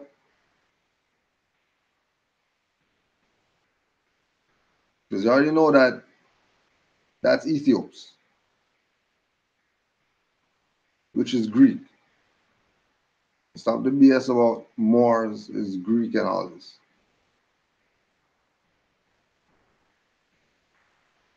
The dominion of Kush, northeast and southeast Africa, and northwest and southwest was his father's dominion of Africa. In later years, many of their brethren from Asia and the Holy Lands joined them. The Moabites from the land of Moab, who received permission from the pharaohs of Egypt to settle and inhabit northwest Africa, they were the founders and are the true possessors of the present Moroccan Empire, with their Canaanite, Hittite, and Amorite brethren who sojourned from the land of Canaan seeking new homes. Their dominion and inhabitation extended from northeast and southwest Africa, northeast and southwest Africa, across the great Atlantis, even unto the present North, South, and Central America, and also Mexico and the Atlantis Islands, before the great earthquake which caused the great Atlantic Ocean. Now, how is this man in 1920 something or whatever talking about some Atlantis to people?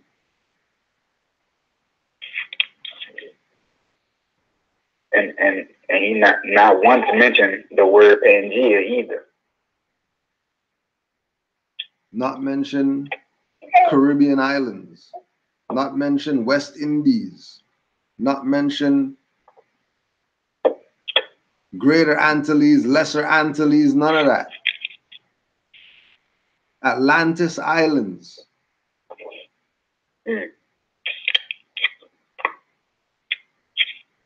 Atlantis Islands.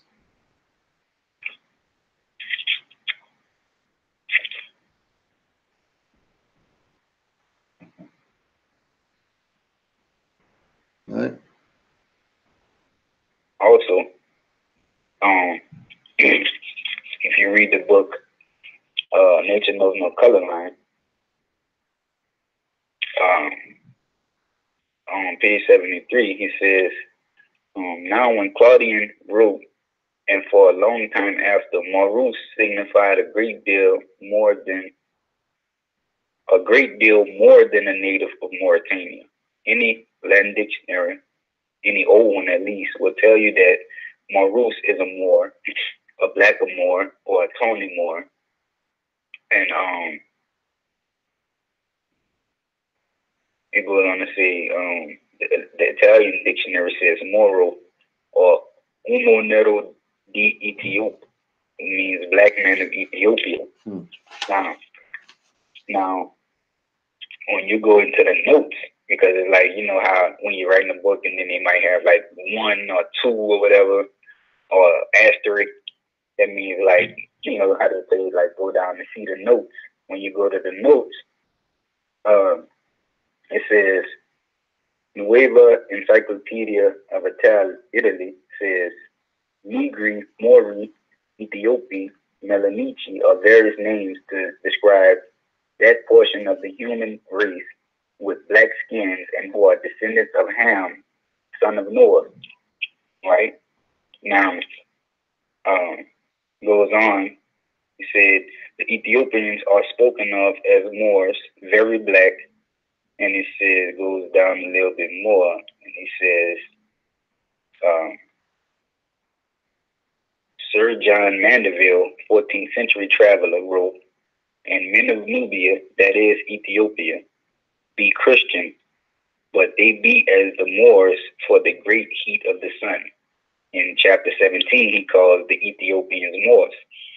So going back to what you put on the record in the Metaphysical Bible Dictionary, that old man Cush and Ethiopia is synonymous, but the Ethiopians are Moors. Like, it's like, even to the point where even Jay Ryder say that it should never be seen as these people are different. Mm-hmm. Exactly. So what the man was saying is really not, he not off by a long shot. Like, and this is back when the time, like I say, nobody was saying what he's saying.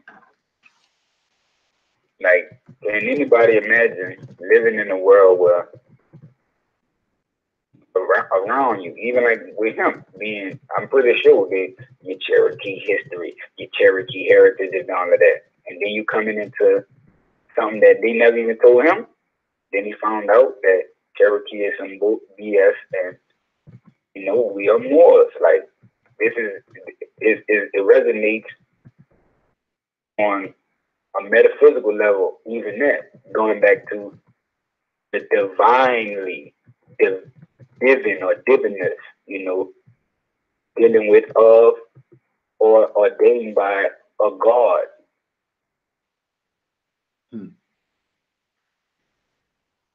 So it's a vibration, you know, like for the people who like to talk about chakras and stuff, you know. So what he was doing was really restoring you, restoring that body, you know, restoring that Canaanite. Mm-hmm. You know what I'm saying? For you to stand.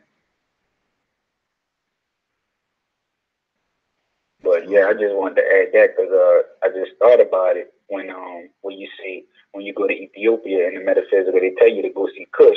Mm-hmm. But I remember from reading Nature's Knows No Color Line that even J. Rogers put two and two together. Yeah. And this book, like, if you could read Sex and Race, you could read all of that. You could read 100 Amazing Facts, but in this, he told you that everybody comes from us. Ain't nobody excluded when you read Nature Knows No Color Line, hence the name of the book.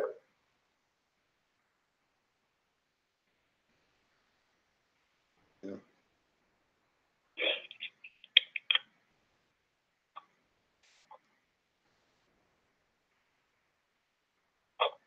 The river Nile was dredged and made by the ancient pharaohs of Egypt, and in order to trade with their surrounding kingdoms. And then remember, kingdoms is also in the Metaphysical Bible Dictionary.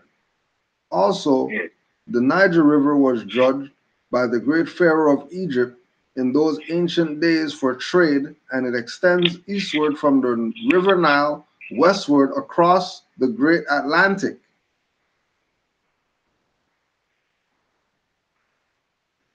What are you talking about?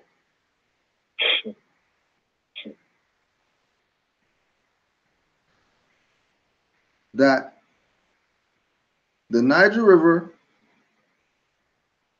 dredged by the great pharaohs of Egypt in those ancient days for trade,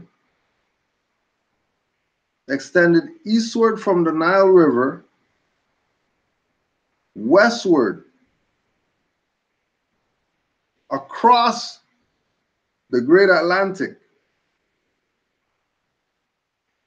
He's talking about the underwater current that leads you from over there to over here. Mm-hmm. The same current Abu Bakari took. The same, you know what I mean? Like Islam. This is known. Now, what was Abu Bakari doing? Same thing that Noble Drew Ali said in the next line. It was used for trade and transportation. Yeah. So think about how everything has slowed down since those times, right? So if we speed everything up, if we go back to the time of that time, there was probably actually a current that was running so fast across the Atlantis, not in the same direction that the water is flowing, across it.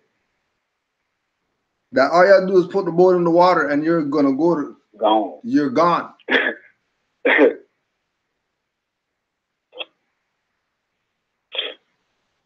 Yeah. Right?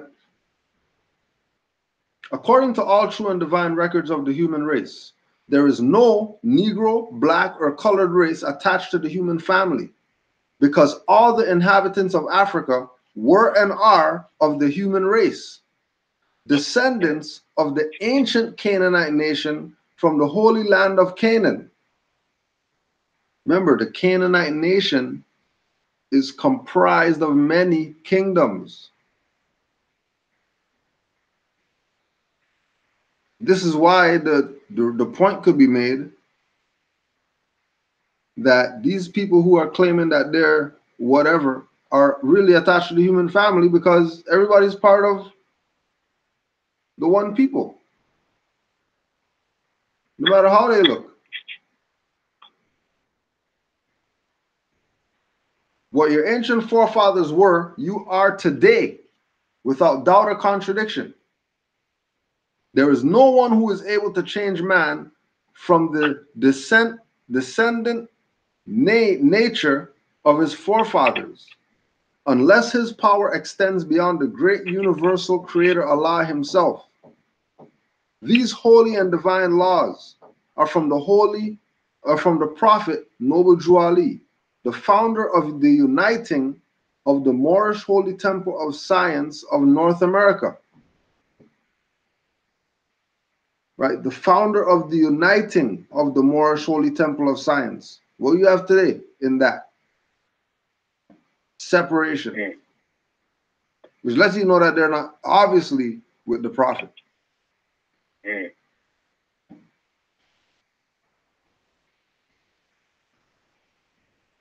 not only that, though, because I'm just reading it, I'm reading along with you, bro. It's crazy. Because you see, because all inhabitants of Africa were and are of the human race, descendants of the ancient Canaanite nation from the Holy Land of Canaan. And it's going back to that article you sent me, where that you know, when they thought that, you know, basically all of the Canaanites were destroyed. And, you know, they found them. You know what I'm talking about? Say again? The article you had sent me, where they found with the mum with the body. Yeah, basically saying that new find was extraordinary, because, you know, it was said that, you know, that the Canaanites were destroyed. Yeah. Right. When there was no destruction of them. So even with him telling you that, how could you descend from somebody who was destroyed? Right. Right. Because the whole point of the article is to say that the Canaanites escaped God's wrath on them. Because there's still Canaanites around in Lebanon.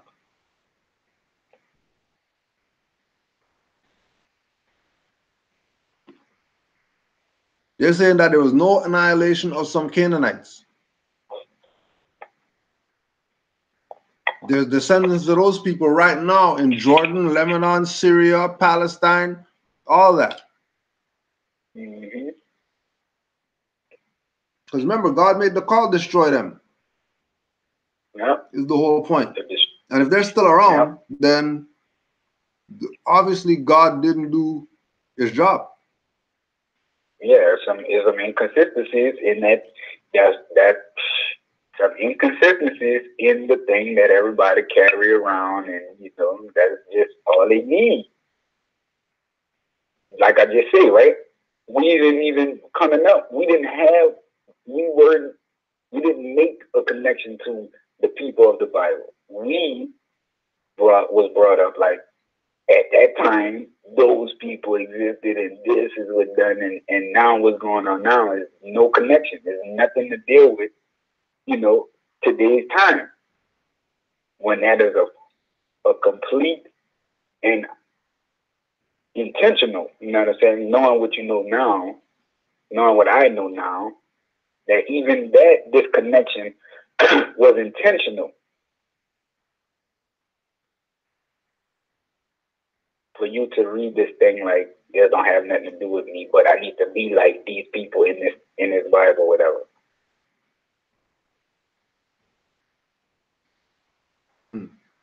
So the prophet really, he just came and plugged your light bulb back in. He plugged your lamp back in. It was out of the socket. He just came and plugged it in. Now it's on you if you want to turn it on. Because that's the only way you can unite with, because you say, these holy and divine laws are from the Prophet Nubujar Ali, the founder of the Uniting of the Moorish Science Temple of America. Only way you're going to be like every other temple is if you turn that light on. So these people, even like right there, even in the temple, we don't teach civics and all of that, or, you know, Moorish Science Temple started in 1913. No, it didn't. Yeah, stop lying. Moorish Science Temple was the last. It was actually the last. It was Moorish Holy Temple of Science.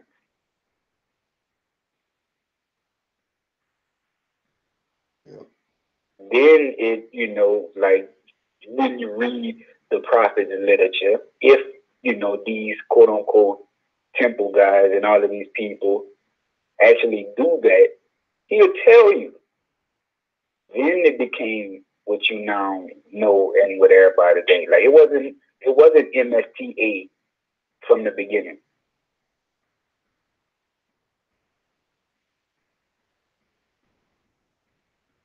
It was Moorish Holy Temple of Science before that even came about. So if he's telling you, even if you're not teaching that chronology, you chosen to turn your lamp off.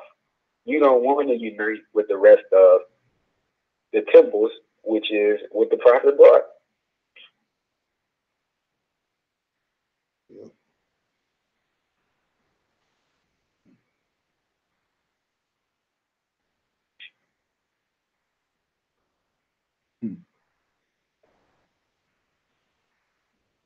Like, let me ask you this question too. When we talk about what the prophet brought, like, was it what? How did you digest it? Like, was it, you know, yeah, true? Was it like porridge? Like, how did you? How did it hit you? You know what I mean? Like, because I don't know how people don't get it. I don't know. It's really baffling to me that people can't understand they're not Negro, black, colored, and then just go after that. Man, now this crazy because,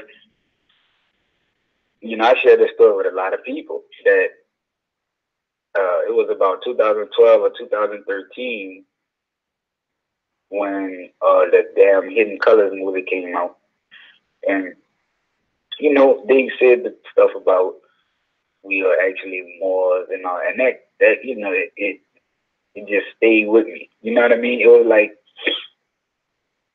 when we talk logic, right? That was logic, like it was logical. You know what I mean? To hear that, but I didn't hear everything, if that makes sense. Mm-hmm. So I was still, you know, like I said, I tell everybody, I was still like on Sonetta channel, what they got to say, or, you know, what these people, or did I go to somebody else? Like I wasn't given what we're reading right here. So I remember I had this argument with my brother, and he's like, man, I know where the white man comes from, and I said some stuff that Kaba Kamini said on the damn Hidden Colors. Yeah. And this is my little brother. He shut me down. He's like, no. You know what I mean? And like, and it's crazy because going back to how I always say, like, I know that these people think they know something, because even in that conversation, I thought I knew where the white man came from and all of this stuff. And I was adamant. I know too. I was damn near confident, you know what I mean? Like, yeah, I know how and all of this. And he was like, no, all that shit is a lie. And I was like, what you mean? And he say, I got a video for you to watch. He's like, I got a video for you to watch. And depends on if you're able to, you know, watch a long video. I'm like, yeah, man, I watch all kind of stuff.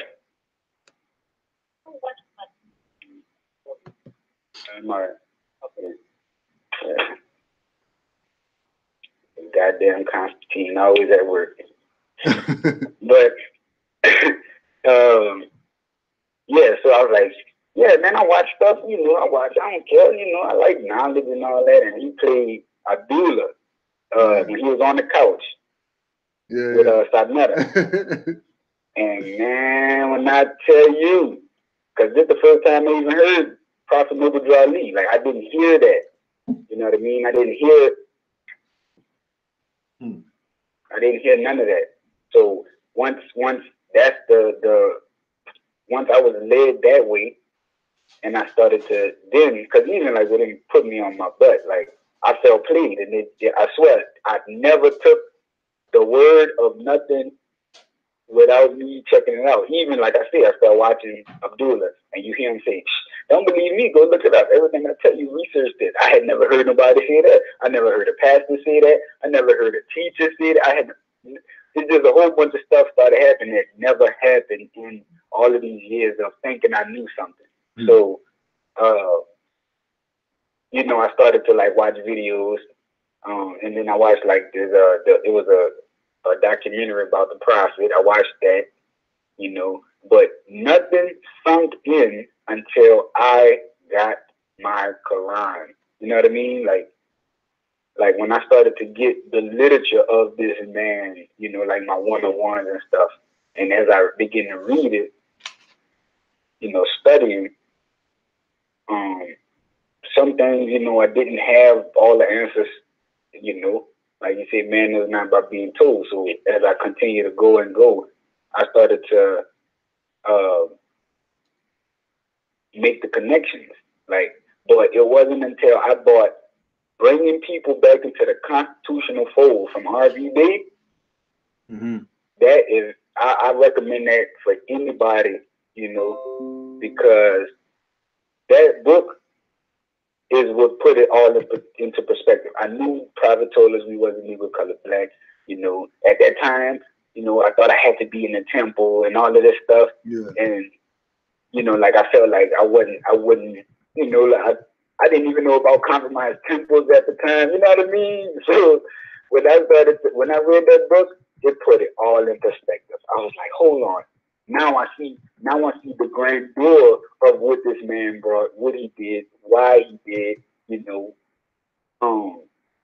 I saw it as just the only person who, like I said, just the only person who came and told us something we never heard. Like that should be the reason why everybody needs to declare their nationality off the bat, because you never heard of him. Like I said, I got the question for anybody.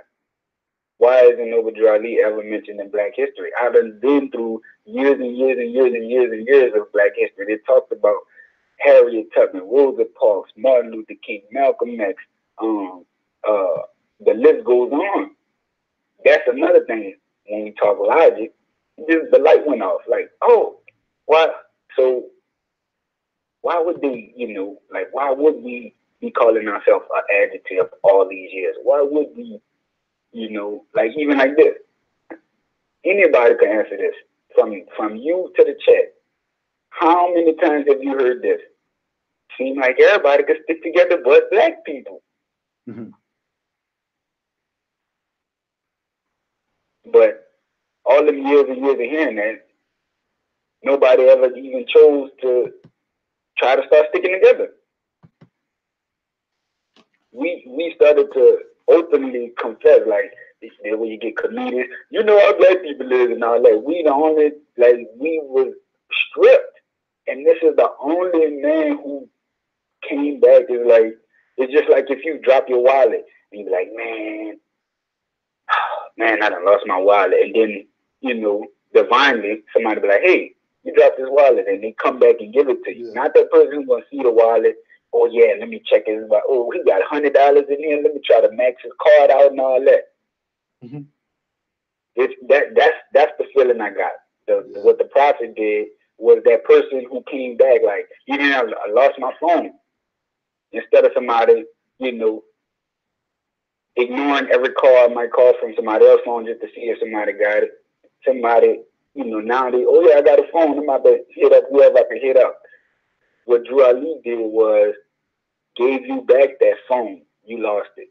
You dropped your wallet. Drew Ali was like, yeah, here your wallet. Right. This yours. No, this yours. You know what I mean? And then not only that, you know, you try to compensate somebody. Man, I thank you. He didn't even want that. Like, Drew Ali was a millionaire. Matter of fact. And we're not talking about Federal Reserve notes. I'm going to read The Messenger, The Rise and Fall of Elijah Muhammad. And I got this from a more in my territory. And he told me to, you know, go read it. Like, he's like, man, read this stuff, man. Just read when they talk about the process. That was there. So, yeah, the Moor was a millionaire in those terms. Hold on, let me just find the middle passage. And it spoke, I don't know, bro. Like, and it's not even no worship and stuff. Like, I understand what the man did, and I'm appreciative of that. You know what I mean? Like, I don't worship my father, but I appreciate, you know, the lessons that he taught me to be a man. It's just honor and respect, like all of this ain't nothing to worship. But that's another thing they trying to take you out of, because that's the only mindset that people have when it comes to, you know, paying respect and all that. Or you worship it, you praise it and all of that. Yeah. Man, I'm trying to find this little passage in this book where they, you know, basically say like the Moor was a millionaire. They're not Federal Reserve notes. Oh, man, where is it?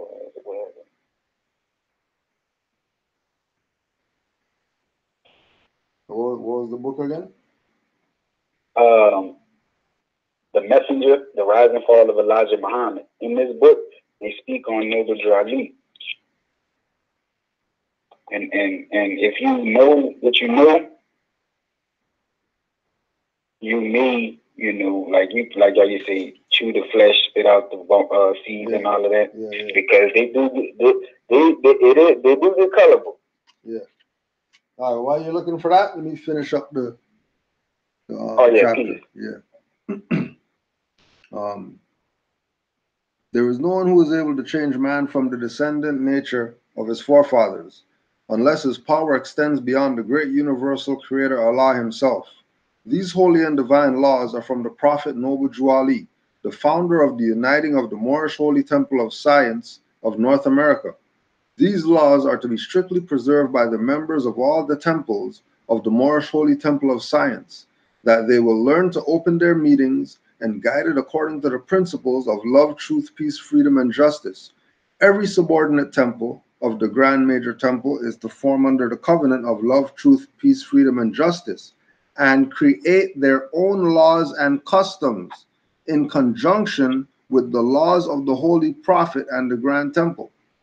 I, the Prophet Noble Drew Ali, was sent by the great God Allah to warn all Asiatics of America to repent from their sinful ways before the great and lawful day which is sure to come.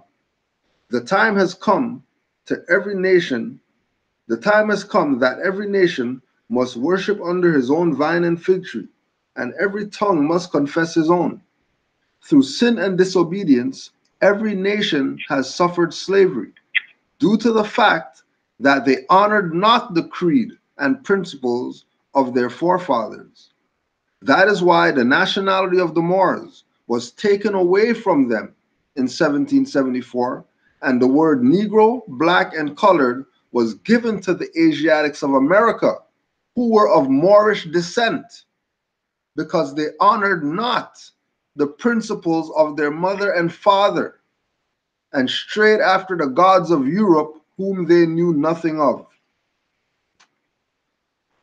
And that's chapter 47 of the Holy Quran, of the Moorish Holy Temple of Science and the Moorish Science Temple of America.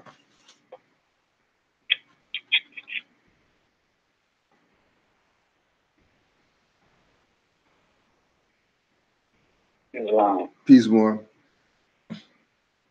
So, yeah, I found it. You found the thing? All right. The little passage. It was like, it says, Noble Drew Ali's combination of black nationalism and religion proved as popular as Garveyism.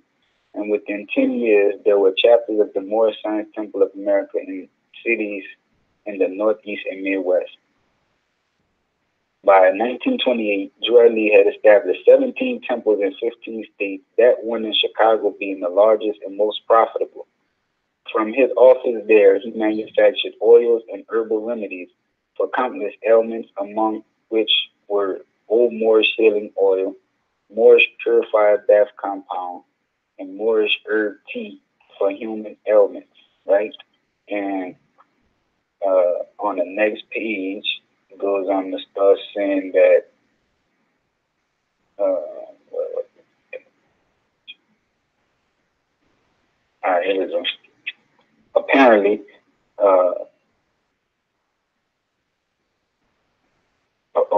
apparently, unaware of Green's membership in the MSTA, Rosenwald purchased a building at 3640 Indiana Avenue on his butler's behalf. The building named Unity Hall immediately became the cult's main mosque and national headquarters, and in 1928 was the site of the first MSTA annual convention.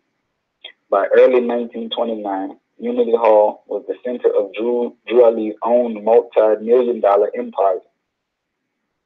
Females paid dues of $1 a month, while men paid $2. Temple records showed national membership peaked at 15,000. Drew Ali made a profit between $15,000 and $18,000 a month from his various temples and businesses, which afforded him a lavish lifestyle. Now, like I said, this coming from somebody, mind you, this is an ode to Elijah Muhammad, so they're not about to ever portray Drew Ali in the perfect light. But Right. when you read it, like just like this, right? There's another one that was spoke a lot. At election time, some candidates paid tribute to Drew Ali, particularly in Chicago, where his endorsement guaranteed thousands of votes. Among them was Oscar S. DePriest, a popular city alderman representing Chicago's South Side. With Drew Ali's help, DePriest was elected to the U.S. House of Representatives in 1928, the first African American from a northern state to make it to Congress. So, like stuff like that, you know what I mean? That shows for you to realize, like, Impact, like I said, the impact he had at that time. Yeah. Back then, Yeah.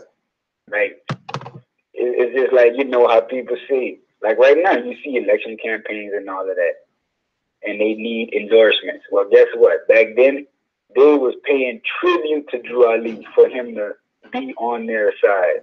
What does that say? And don't forget that they had to pay tribute to the Moors. So Drew Ali was even enforcing that. Yep. Because it's an interesting choice of words. Pay tribute. It's an interesting choice of words. That's an interesting choice of words that they didn't say, you know, support his business or philanthropy or some whatever. They said they had to pay tribute to Noble Drew Ali. Mm-hmm. The only other person they paid tribute to was the Sultan. Mm-hmm. There was no paying tribute to anybody other than the Sultan when Europeans and Moroccans and all that type of stuff, Treaty of Peace and Friendship and all that. and even pre that, when Moors had this place on lockdown. Not the Aboriginal Indigenous had lockdown. Those guys were in the mainland. They had nothing to do with boats. All they did was ride in rivers. They don't know nothing about oceans. Oh man. They don't know anything about oceans. All they know is rivers, lakes, ponds, streams, brooks. That's it. They don't know ocean. Canals and stuff. Yeah. Right? So that like you said, that one even spoke volume when I was reading it, because I was like, hold on. That's crazy.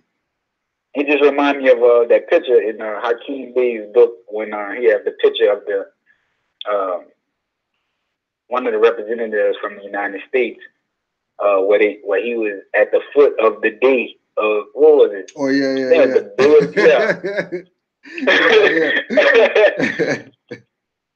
Yes, you had to pay this man tribute.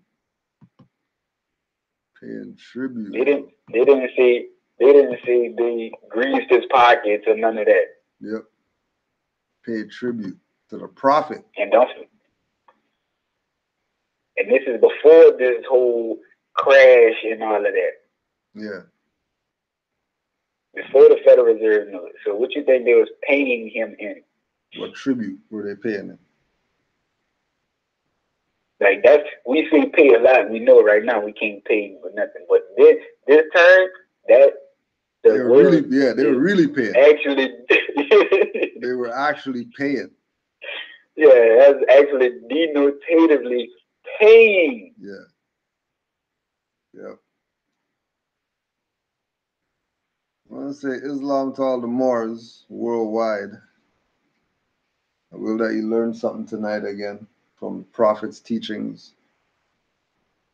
Before we close out, we just want to put something on the record. So, got some mail at the temple the other day from Moorish Consular Court. But the mail that we got from Moorish Consular Court didn't go to Grand Sheik or Grand whoever. It went to a member who we haven't seen in about 2 months. But Moorish Consular Court is telling people in the jurisdiction that we're at, that call them, that there's no representatives here. So how is it that Moorish Consular Court is telling people that they're the representation for all of Canaanland, and there's nobody else here doing anything, but they can send mail to the first Moorish Science Temple of America in this jurisdiction of Canaanland?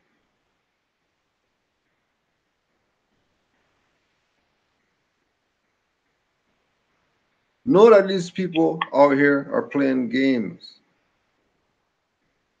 Everybody's trying to recruit. Everybody's trying to be the man.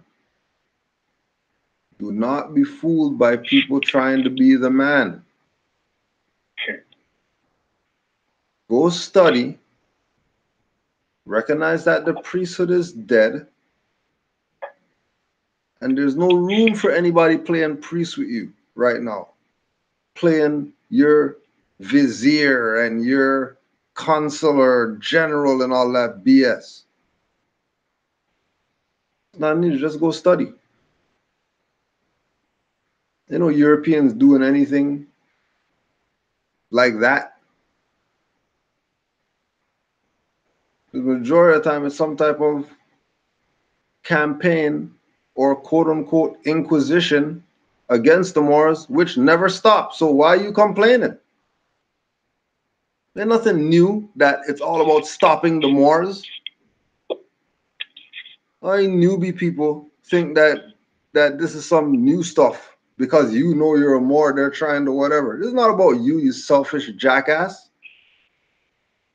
This is something they've been doing for generations, especially when it comes to Moors, because they already know what's up.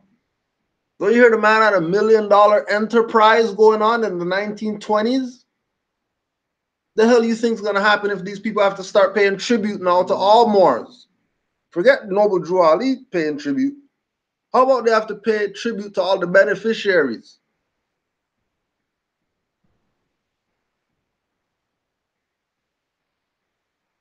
And they're not going to do that if you're playing under a priest's ass.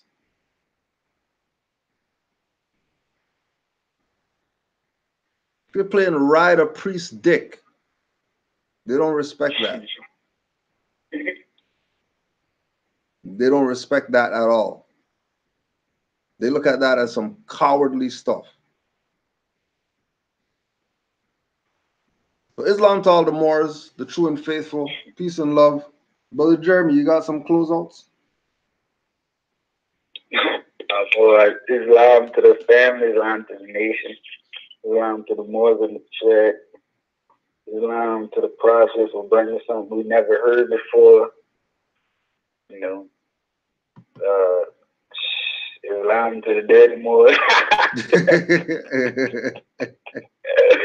Like, man, bro, it's crazy, man. We just gotta, like, it's crazy. Just keep doing the work, man. That's all we could do, bro. Islam to you, man. For providing this platform, bro. Islam. Islam to all the Moors who support. Don't forget, MSTA .dofornation7@gmail.com if you want to send a donation for Canaanland Moors Temple. Feel free. Don't forget, we're right here every Tuesday, 7 p.m., Sunday, 12 noon. Islam to all the Moors. Don't forget, when we're in our New Year month. Don't forget, new moon is kicking right now. Watch out for the werewolves jumping in the chat, talking crazy. Because the moon, the moon got them howling today. They were in there, and it's crazy that the new moon's going on, and then there was somebody in the chat named Wolf today talking crazy. You can't make this up. You can't make this up. You cannot make this up. Peace and love to all the Moors. And to all the Moors, a good night. Islam. Wow.